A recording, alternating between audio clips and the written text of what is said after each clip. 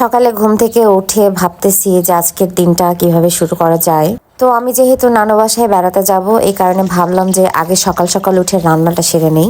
তো হে এভরিওয়ান, সবাইকে ওয়েলকাম করছি আমার নতুন আরেকটি ভিডিওতে। কে কোথা থেকে ভিডিওটি দেখছেন অবশ্যই কমেন্ট করে জানাবেন। এটি মূলত আমার নানি বাড়ির ব্লগ। আমি যেহেতু নানু বাসায় রাতে থাকার জন্য যাচ্ছি, সেই জন্য আমার বাসায় রান্না করে রেখে যেতে হচ্ছে।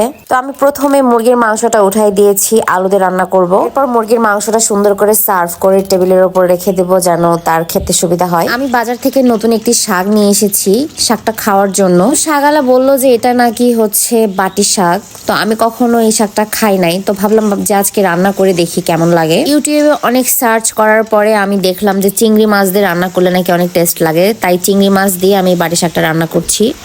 এই শাকটা যে এত পরিমাণ মজা হয়েছে যে আমি কি বলবো, এত টেস্টি যে শুধুমাত্র এই শাক দিয়ে ভাত খাওয়া হয়ে যাবে। মূলা শাক যেভাবে কুচি কুচি করে কাটা হয়, এই শাকটাও সেরকম করে কাটতে হয়, খেতে পুরো বৌতো শাকের মতো।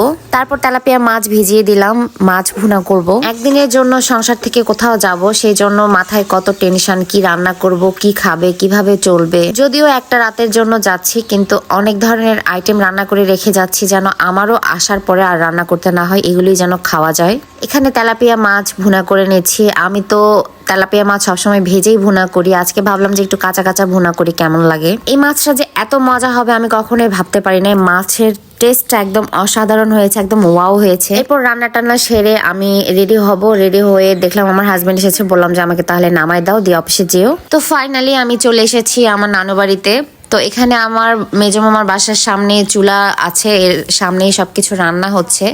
তো এত ঠান্ডা পড়ছিল ওই দিন, হচ্ছিল যে শিশির পড়তেছে ওপর থেকে, তারপরও চুলার বারে যেহেতু রান্না হচ্ছে, পিঠা ভাজা হচ্ছে, তো আমরা ওখানে খাচ্ছিলাম এবং আগুন পোহাচ্ছিলাম। এরকম একটা রাত আমি বহু বছর পরে কাটিয়েছি আমার নানু বাড়িতে। বিগত 10-12 বছর 15 বছরও এমন রাত আমরা পাই নাই কখনো। আগে নানু বাড়িতে গেলে সব ভাই বোনেরা একসঙ্গে থাকতাম, কিন্তু এখন নানু বাসায় গেলে সব ভাই বোনদের একসঙ্গে পাওয়া যায় না। অনেক বোনেদের বিয়ে হয়ে গিয়েছে, তারা নিজেরা নিজেদের সংসারে শ্বশুর বাড়িতে রয়েছে। আর যাদের বিয়ে হয়নি তারা পড়াশোনার কারণে বাহিরে রয়েছে, আবার ভাইরা কর্মজীবনের জন্য বাহিরে রয়েছে। কখন যে এত বড় হয়ে গেলাম বুঝতেই পারি নাই, সময়টা কিভাবে তাড়াতাড়ি চলে গিয়েছে।